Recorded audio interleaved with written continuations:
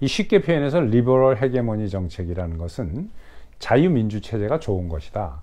그러니까 전 세계는 미국 모양을 똑같이 닮은 자유민주 체제 정권으로 바뀌어야 된다.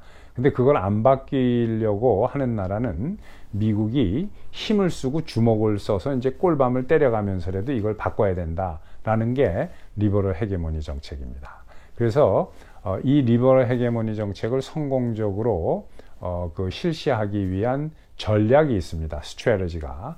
그 전략에 가장 우선되는 게 뭐냐? 그것은 2차 대전 이후에 미국이 만들어 놓은 자본주의 시스템에 의해서 만들어져 있는 국제 기구들이 있습니다.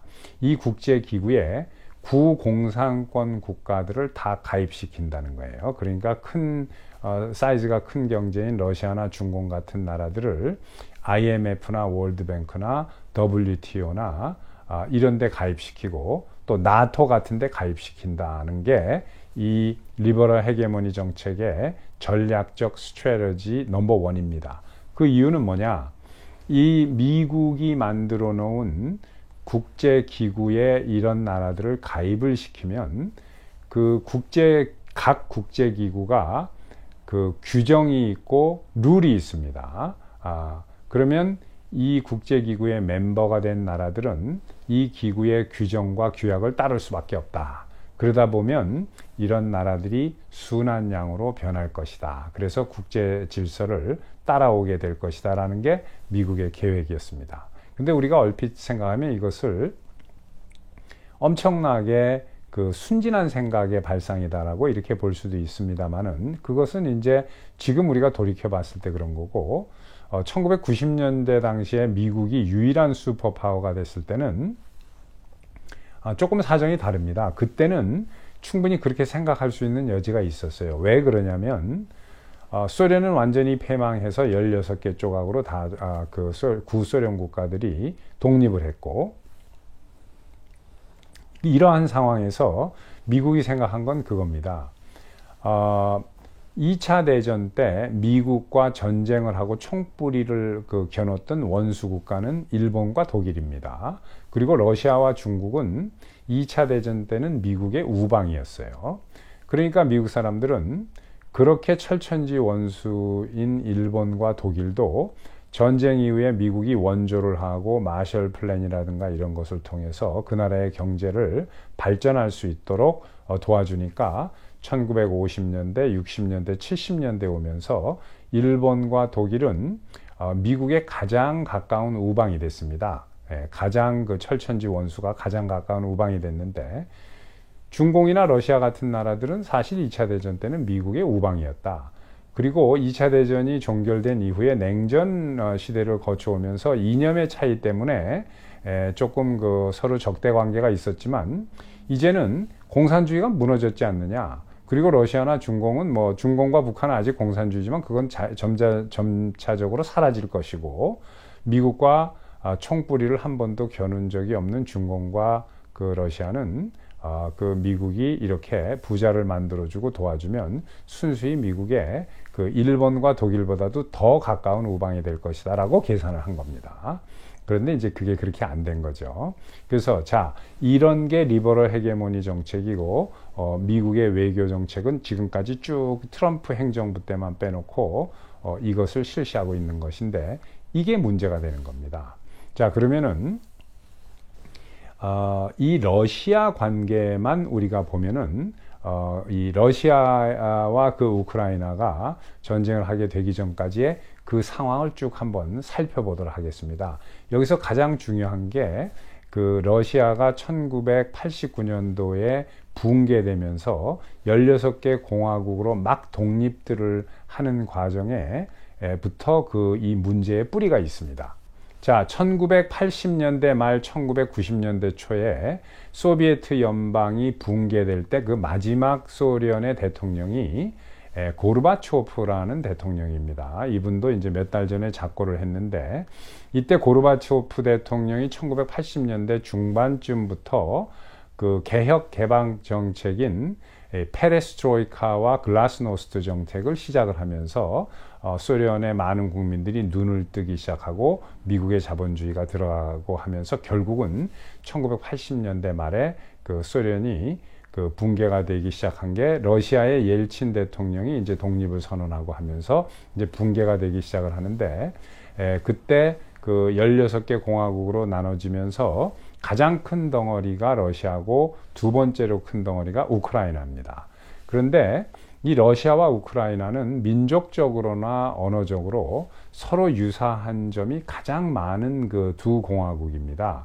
그러니까 물론 러시아어와 우크라이나어가 좀 다르고 그 문화적으로 약간 차이는 있지만 인종적으로 봤을 때는 같은 슬라브 계통으로서 그 매우 유사한, 거의 뭐 어떤 경우에서 보면 이거 같은 민족 아니냐라고 이렇게 볼 수도 있는 이러한 그 유사성이 서로 깊은 이 두 나라입니다.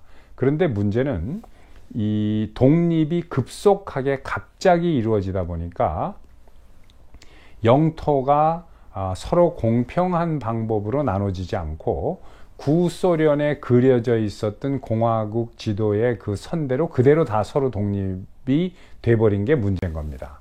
그 중에 하나가 예를 들면 우크라이나 같은 경우에 이제 크리미아 반도가 문제가 되는데, 크리미아 반도는 원래 그 러시아 땅입니다. 그런데 러시아가 이제 그 소비에트 연방, 소련 상태에서는 우크라이나도 소련이고 러시아도 소련이고 같은 나라니까 러시아 소유인 크리미아가 우크라이나 땅 저 밑에가 있거든요. 그러니까 이게 러시아가 행정상 관리하기가 쉽지 않고 붙어 있는 우크라이나가 행정을 관리하는 게 더 편한 거예요. 근데 어차피 소련 내에서 두 공화국이 같은 나라니까 러시아가 이걸 띄어서 우크라이나에 준 겁니다. 그런데 이게 독립을 하는 과정에서 이걸 다시 그럼 러시아로 찾아와야 되는데 그러지 않고 바로 독립이 돼버린 거예요. 그러니까 우크라이나는 이게 그 우크라이나 땅이다 라고 주장을 하고, 러시아는 아니다, 그것은 우리가 같은 소련 공화국이었을 때 행정 편의상 준 거지 이제는 독립이 됐으니까 우리 거다 찾아오겠다라고 하는 거예요. 근데 러시아 입장에서 보면은 이 크리미아에 사는 사람들은 옛날부터 러시아 사람들입니다. 여기는 우크라이나 사람들은 크리미아 반도에 그다지 많지 않아요. 러시아 사람들이 거의 대부분이고 러시아어를 씁니다. 우크라이나어를 쓰지 않고. 그리고 또 하나의 문제가 되는 것은 우크라이나의 동부 지역에 있는 그 담바스 지역인데, 이 담바스 지역에는 두 개의 자치공화국이 있습니다. 하나는 도네츠크라는 그 남쪽에 있는 공화국이고 또 하나는 루한스크라고 북쪽에 있는 공화국인데, 이 두 공화국은 크리미아 반도와 마찬가지로 러시아 사람들이 다수를 이루는 데예요. 그리고 여기에서 그 러시아어를 씁니다. 우크라이나어를 쓰질 않고, 엄마가 러시아인이고 뭐 아빠는 우크라이나인, 또는 그 반대로 아빠가 이제 러시아인이고 엄마가 우크라이나인, 뭐 이런 사람들도 많고, 또는 둘 다 우크라이나 사람이다 할지라도 태어나기를 구소련 상태에서 태어나서 자랐기 때문에 교육을 러시아어로 받아서 우크라이나 사람도 러시아어를 모국어처럼 사용하고 오히려 우크라이나어가 서툰 사람들이 많습니다. 그런데 이게 독립이 된 다음에 우크라이나어를 하는, 그러니까 돈바스 지역 이외의 지역에 있는 우크라이나 사람들이 이 돈바스 지역에 있는 우크라이나 사람들에게 러시아어를 못 쓰게 한 거예요. 근데 이게 러시아어를 못 쓰게 한다는 게 현실적으로 상당히 어려운, 쉽지 않은 그러한 요구입니다. 왜 그러냐면은 이 사람들이 문화적으로 러시아인이라고 생각하는 사람도 많고, 또는 본인이 우크라이나인이라고 생각을 해도 러시아어밖에 할 줄 모르는 사람들이 많은 상태에서 니들 러시아어 쓰면 안 돼, 우크라이나어 써, 이렇게 요구하는 것도 참 쉬운 요구가 아닌데 이걸 법으로 만들어 버렸어요. 그래서 우크라이나 의회에서 우크라이나 내에서는 러시아 말을 쓰면 안 된다 하고 법으로 만들면서 탄압을 하기 시작했습니다. 이게 오래전부터예요. 한 10년도 넘은 건데, 그러면서 걷다가 돈바스 지역의 차량이 그 차량 번호판을 보면 알지 않습니까? 그 donbass 지역의 트럭이나 이런 차량들이 우크라이나의 타 지역으로 오면 통행료를 받고 이랬습니다.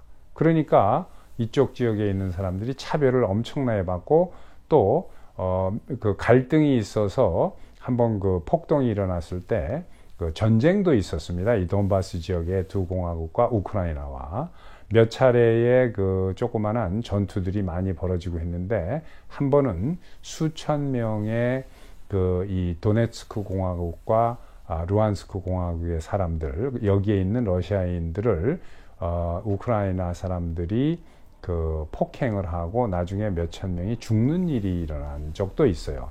그러니까 이런 식으로 불안한 상황이 계속 가니까 이쪽에서 그 국민 투표를 해서 우리 러시아로 그 이렇게 되면 러시아에 보호 요청을 하자. 뭐 러시아로 독립하자라는 것은 그렇게 뭐 세진 않았습니다. 근데 이렇게 되면 우리가 러시아 보호 요청을 하는 게 맞지 않느냐라는 이야기가 한 10여 년 전부터 이렇게 쭉 조금씩 나오기 시작을 했는데 막 문제가 이렇게 그 심화되면서 독일과 영국과 프랑스도 지역적으로 이제 불안해지니까 개입을 하기 시작을 해서 민스크 협약이라는 것을 맺었습니다. 그래서 이 민스크 협약이라는 것은 두 번 맺었는데 1차 민스크 협약은 2014년도고 2차 민스크 협약이 2015년입니다. 이건 뭐냐? 영국, 프랑스, 독일 세 나라가 이 중재를 하고 러시아와 우크라이나 그 당사국이 그 참가를 하고 또 이 루한스크와 도네츠크 공화국의 그 각 그 뭐 대통령이라고 하기는 좀 뭐 하고 거기에 그 자치주니까 여기에 그 최고 그 수상격이 되는 사람들이 참가를 했어요. 그래서 여기서 어그리한 게 뭐냐? 민스크에서 우크라이나는 도네츠크 공화국과 루한스크 공화국의 자치권을 인정한다예요. 그리고 루한스크와 도네츠크 두 공화국에 있는 러시아 사람들, 러시아 언어를 쓰고 러시아 문화권에 있는 사람들은 우크라이나가 자치권을 인정을 하면 그 독립을 하지 않겠다. 그리고 러시아도 전혀 그 개입하지 않겠다는 것을 푸틴이 다 어그리한 겁니다. 그리고 2차 그 민스크 조약은 이것을 더 강화한 거예요. 구체적으로. 그래서 2015년 이후로 작년에 러시아가 이 침공설이 나올 때, 그러니까 러시아가 우크라이나를 침공한 것은 올 2월 달입니다. 2월 말에 들어갔는데 작년에 이제 침공한다고 계속 군사를 집결시키고 할 때까지도 러시아는 우리는 침공하지 않겠다. 단 민스크 협약을 지켜라.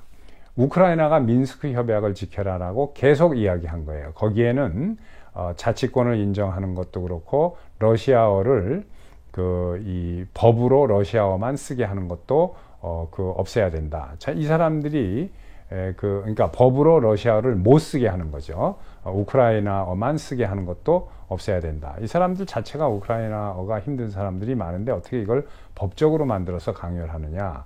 그래서 이런 것만 지켜지면 러시아는 그 우크라이나를 침공할 의사가 전혀 없다는 것을 계속해서 강조를 했습니다. 푸틴이. 그래서 민스크 협약을 지켜라. 민스크 협약을 지켜라가 계속해서 2015년부터 올 초까지 침공 직전까지 주장하던 거였습니다. 이걸 계속해서 7년 정도 주장을 했는데 이 민스크 협약을 안 지키고 위반한 게 우크라이나입니다. 네, 이러한 그 뒷배경이 있는 거예요. 그리고 2014년 초에 이 우크라이나에서 그 혁명이 일어났습니다. 이제 국민혁명인데 이게 어떤 혁명이었냐면은 우크라이나 사람들이 자유투표를 해가지고 뽑아놓은 대통령이 있어요. 이 대통령이 야누코비치라는 사람입니다. 근데 이 야누코비치라는 사람은 친러시아적인 그런 대통령이에요. 근데 이 당시에 많은 우크라이나의 국민이 우크라이나가 서방과 가까워지고 EU에 들어가는 것은 뭐 나토까지는 아니래도 EU 경제 체제에는 그 가입을 하는 이러한 것을 원하는 사람이 그 증가하고 있었는데 자신들이 뽑은 빅토르 야누코비치 대통령은 친러시아주의자입니다. 그러니까 EU에 그 가입을 안 하는 거예요. 그러던 와중에 러시아의 푸틴이 우크라이나에게 엄청난 그 원조를 약속을 하고 원조를 많이 줬습니다. 그러니까 야누코비치 대통령은 이 러시아의 원조를 받고 EU에 가입을 하질 않았어요. 그래서 이러한 사태가 계속되니까 이 국민들이 불만을 가지면서 터져 나오면서 막 그 군중 시위가 점점 늘어나게 되고 이것을 Maiden Revolution 또는 뭐 우크라이나 혁명 이렇게도 이야기하는데 사실은 이 뒤에 미국이 그 소셜 엔지니어링을 한 게 있습니다. 그래서 미국이 이 소셜 엔지니어링을 해서 당시에 미국 대사관, 미국의 정보부 이런 데서 개입된 이 정황이 상당히 많습니다. 그래서 이때 이 혁명적으로 엄청난 이 군중 시위가 점점 확대되니까 그 정부가 전복이 되고 이 빅토르 야누코비치 대통령은 러시아로 그냥 망명을 해버렸어요. 그리고 미국이 여기에 친미 정권을 집어넣습니다. 그래서 이 친미 정권이 미국에 의해서 세워지면서 대통령에 취임한 사람이 그 포로셴코라는 대통령이에요. 페트로 포로셴코라는 대통령인데 이때 매우 재밌는 일이 있었습니다. 이 포로셴코 정권이 들어서고 몇 달 지난 후에 이 장관을 임명을 하는데 재무장관을 임명을 하는데 미국 여성을 재무장관에 임명을 했어요.